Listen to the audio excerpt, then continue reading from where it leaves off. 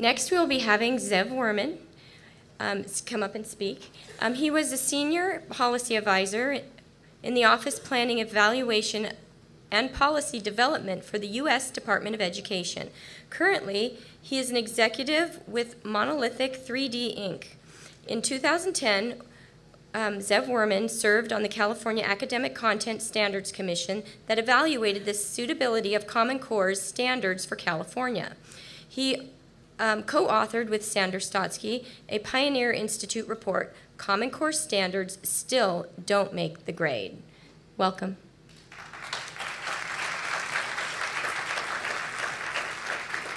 Thank you. A lot of you here. Thank you all. Okay, let's hope this computer will come up quickly. I will be talking a little bit more about some details and some data that I collected. And I would like to start with the fact that we are all told about the Common Core is going to improve our future. And we already heard many of those promises seem to be empty. I want to step back and say, what is a good program? How does a good program look like? This is my definition of a good math program. That more kids take more advanced courses, it's a greater success.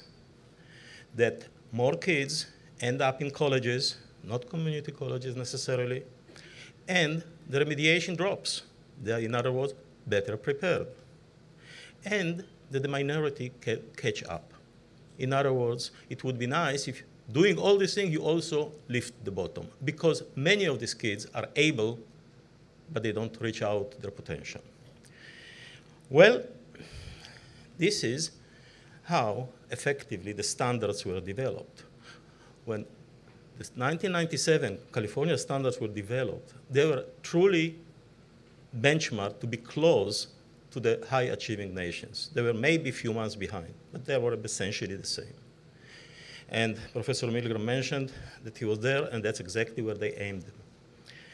You heard that in reality, we have the Common Core aimed. I say 1, 2, Jim said 2, 3, 3 plus.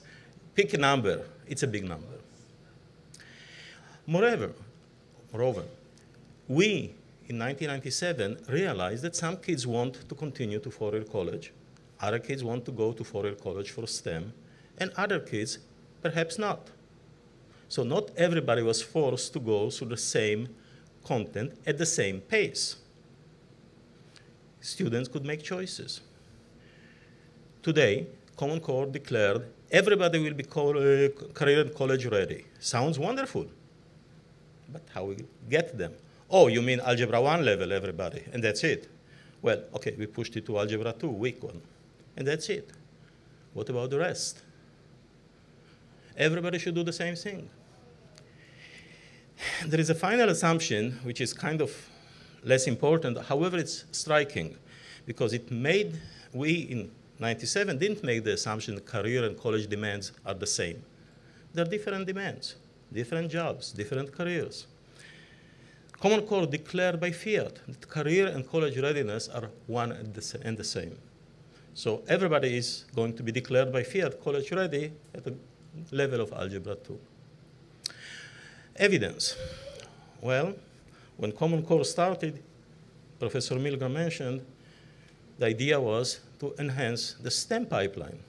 Indeed, a document that called for the establishment of the Common Core by the organizations that were in charge later on of developing them said in late 2008, by the 8th grade, students in top-performing nations are studying algebra and geometry.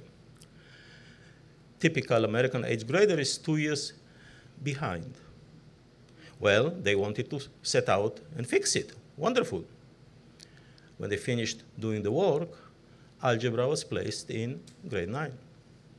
So much for fulfilling the promises. The question of career and college readiness, are they one and the same? Truly, it's a hard question to answer. In fact, NAGBI, the National Assessment Governing Board, which is the body that is in charge of NAEP, the National Assessment of Educational Progress, I'll give you a lot of acronyms, the tests that we do every 2 years across the country, they actually went out to research this subject because they said, we don't know and would like to know if we can use the same 12th grade test to assess career readiness and college readiness. Lo and behold, the professor that was in charge of this study was called Michael Kirst. At that time, he was a professor at Stanford. Today, he is our chair, the president of our state school board.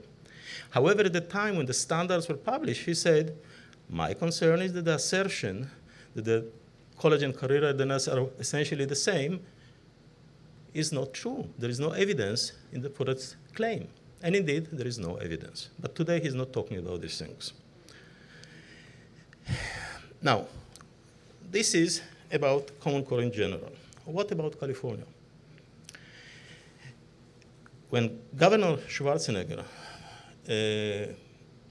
promised to consider adoption of Common Core for California, and that was around 2009, he said, I will not adopt it unless it's at least as rigorous, as demanding as our current standards. That was very nice. A year later, it was time to pay the bill. The Common Core came out, and it was clearly not as rigorous. So there was an academic commission appointed. I was one of the members.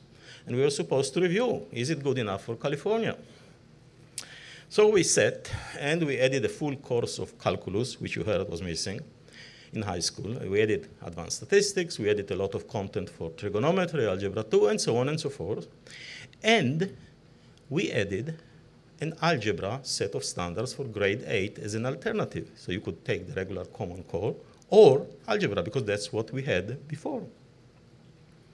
And the state board voted to adopt it in 2010. But then Governor Schwarzenegger was gone, and so was the algebra in grade 8. It was gone. A couple of years later, removed by the state board. So now we have essentially up to grade 8, the vanilla Common Core. Above grade 8, high school, we do have a lot of reasonable courses, pretty good. But we have no way to lead students to them. Because if you start Algebra 1 in grade 9, how will you reach to calculus or pre-calculus even? It's a problem. So we ended up with this situation. Quite demanding high school, weak preparation in K8. It's a problem. I don't want this to end always. We can come back to it if you insist. It's an interesting problem because I wonder.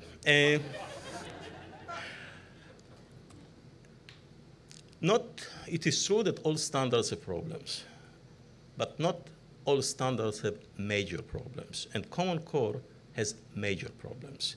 It has no research base. It has low level of expectation. It was not building on the past experience of the best. Some proponents, oh, they were built on the Massachusetts standards. Well, ask Sandra Stott's kids, they were not. Oh, they were built on the California math standards. No, they were not. But you can say it anyway. Anybody can say anything. Now, we know the past that we had Massachusetts very successful. But few of you probably heard about the success of California. We all hear California is still down there. Well, in 1992, California had a math framework, pretty disastrous one. The achievement in California fell, dropped down, and 2 years later, we had a NAEP test, 1994, and California came out second from the bottom. Thanks God for Mississippi. That was a big shock, and people started to take this issue seriously, and that's what culminated with the 1997 California standards. They were finally rigorous and serious and built up from early on. But people will tell you, there's no success, so who cares? Standards are important. Well, let me tell you something. This is a chart in 2004 that shows what this is fraction of students taking algebra in middle school by grade 8. This is their achievement. And you notice what you probably expect. the lower fraction taken, the higher the achievement, generally speaking. If you take closer to 100%, well, the achievement goes down. Well, that's a normal picture one would expect. 10 years later, well, 9. This is the picture. Suddenly, you have a lot of schools teaching close to 90%, 80, 90% students algebra by grade 8 with very high success. Not everybody, not every school, but a lot of schools learn to do a good job. It's not undoable. It's not impossible. This is superimposed just for fun. You see the difference. We actually learn how to do it, and it's doable. It doesn't take rocket science. Other nations are doing it. These are the numbers for Algebra 1 taking by grade 8. And the orange piece on the top here are the proficient and advanced. And you see the numbers are growing all the time, while the numbers of basic and below basic, which is the two other segments, the blue and the red, stay pretty flat. Are we perfect? Certainly not. We were improving in a major fashion. By 2013, which is the last year that we administered the STAR test, we had 2/3 of the cohort taking algebra by grade 8, with success rate ever increasing since the onset of the standards. This is a picture of success, not of perfection, but of success. By the way, early algebra, big deal. This is algebra 2, same picture. Growing number of students, fraction of cohort taking it with a growing success. And we're talking big, big numbers. We're talking about 40,000 students moving, successful students, to about 100,000 students in algebra 2. That's a huge increase. Even more impressive, and this is this picture. It basically shows the algebra 1, algebra 2, and geometry change over these 10 years, but it is changed in different minority and disadvantaged groups. And you see that the rise from the blue to the red or the brown in the low SES and in the Latino and in African American is much faster than the rise among the white. Everybody rose. In other words, we are also closing the gap. So it's not only increased course taking of advanced courses, successful taking, not just taking. Anybody can take a course and fail. No, those are successful students. The ratios are enormous. And this is the same picture for BC calculus and AV calculus. Again, the increases in white are there, but the increases in Latino and low SES are much higher. The table summarizes this picture in terms of the different minority groups and the ratios. And you see that the white column is actually still close to 2, but it's lower than the Latino, which is somewhere around 3, 4, the low SES around 4, 5, much higher rates. This is closing the gap by raising the bottom, not by squashing the top. This is what you expect. But this is all high school. Is it real? Maybe it's phantom. This is the CSU, California State University, entry student, a student that entered the freshman cohort. And you see, number one, the overall numbers are growing. So from 7.7%, they rose to 12.28%. That's the blue column. But then you have the brown and the dark blue column before that show the Latino and the white admission. And as you see, we started with very low Latino admission percentage-wise of the cohort and a bit higher white. Over these 15 years, the Latino enrollment grew enormously. The white grew a little bit, which one would expect. Again, we had a big demographic change. At this time, despite all these problems, our remediation rate dropped from 50% to 30%. This is a proof of success. But we just junked it. So, there are reasons to ask, if we are so good from the pictures I show, why don't you see it on the NAEP? I mean, we always thought, oh, NAEP, we look terrible. In fact, if you just read the NAEP, you think we are probably, okay, we are not number 2 from the bottom, maybe we are number 10 from the bottom, big deal. If you account for the fact that we changed our composition of our demographics, with much bigger Latino population that tends to score lower. It's increasing, but it's still lower than the white. And the change in size of populations, we end up 20 points for the place from the bottom. If you add to the fact that NAEP on grade 8 has very little algebra, what we are teaching mostly algebra, that also probably should account for something. We are somewhere next to the middle of the pack. Not great, but we started at the bottom. Massachusetts started a little bit above average. We did actually a wonderful job, and we were on the way to have it better. The key was a good preparation in K7. Everybody was potentially prepared for algebra in grade 8. Not everybody took it, and we shouldn't have forced. Some people did force them, we know that. Unnecessarily forced, everybody takes algebra, ready or not. That's foolishness. And the framework never, in fact, warned against it from day one. Don't do it. However, lots and lots of kids took advantage of it and moved forward. And the early algebra taking translated into early advanced courses, successful advanced courses, and great enrollment and fall in remediation rate. But we know that Common Core does not prepare for algebra in grade 8. So, what do the State Board of Education say? Well, it says, we recommend acceleration. Okay, and who will do the acceleration? Oh, the students that are ready, and how they will become ready. I guess, come on. Parents help, sibling help, tutoring, you name it. Do you think there will be a lot of disadvantaged population there? I doubt it.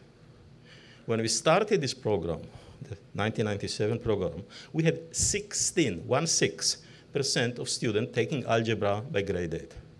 It wasn't zero. The good students that had support still were there. Yesterday, we were at 67% successfully taking them, more successfully than then, the 16%. We are going back to 1997.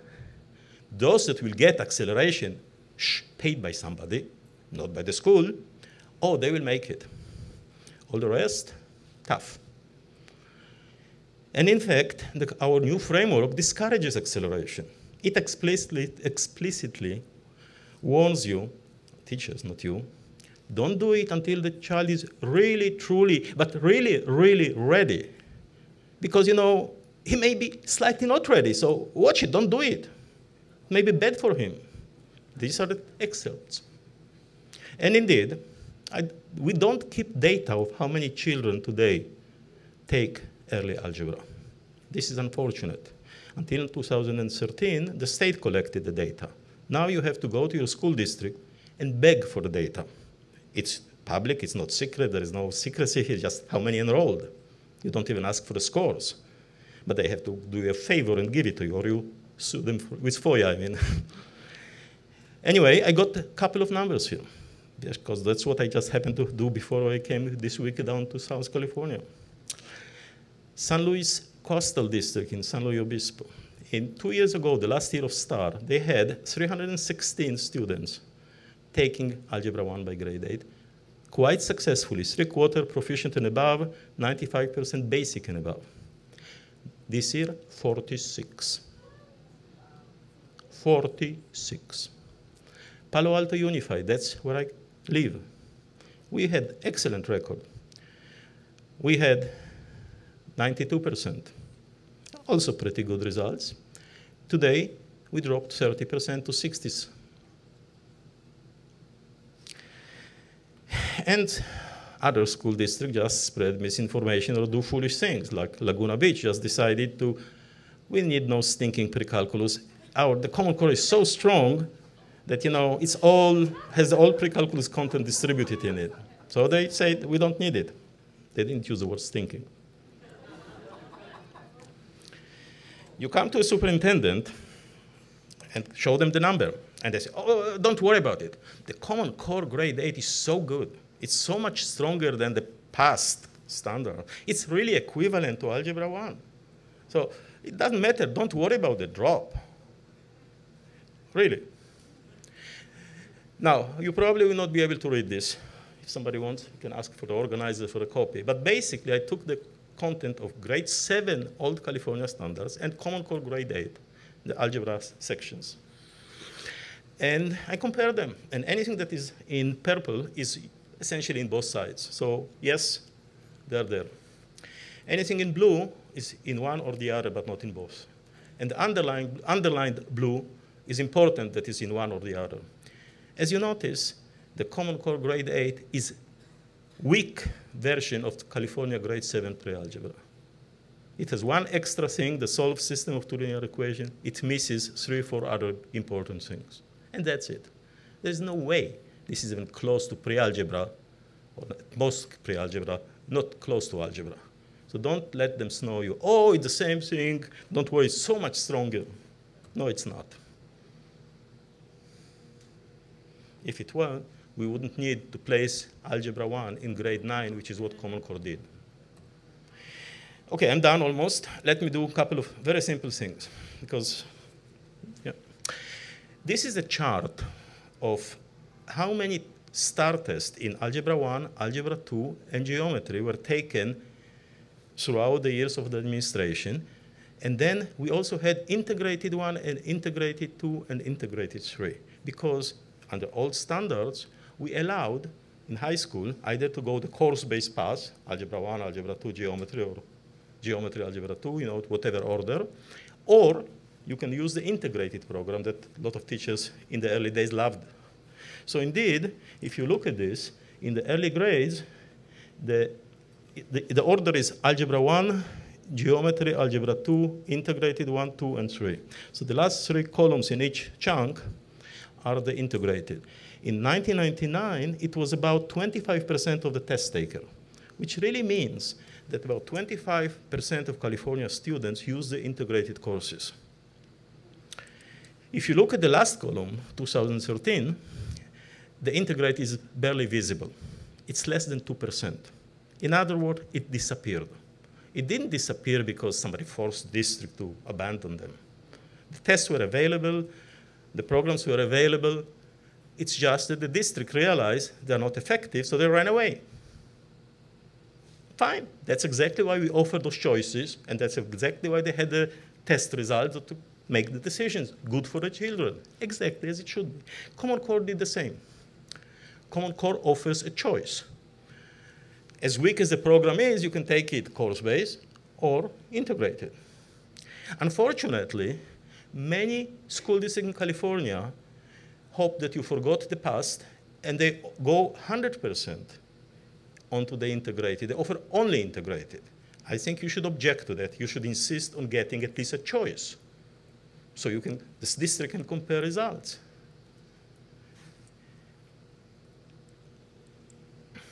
Well, I'm essentially finished here, but let me say, I think as parents, you should demand the data on middle school algebra enrollment and compare it from the data up to 2013, which is available on the website from the STAR test.